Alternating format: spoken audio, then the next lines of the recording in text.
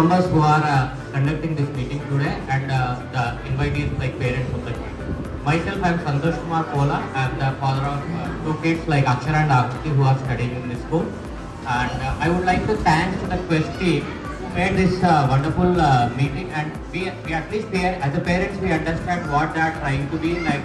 And I could see improvement in the kids when they are speaking to each other or when they are talking to us. Earlier, we used to say like lot of grammar mistakes when you are speaking to us, and it should be improved. And I know as a state syllabus, they are little weak in English, but adding up this type of things will improve their English. And I think only this backlog from the state syllabus school is only the way they communicate. If they are improving the communication English, they can achieve what they want in their future.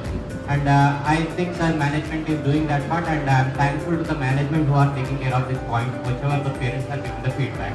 Thank you once again. Thanks for giving me opportunity.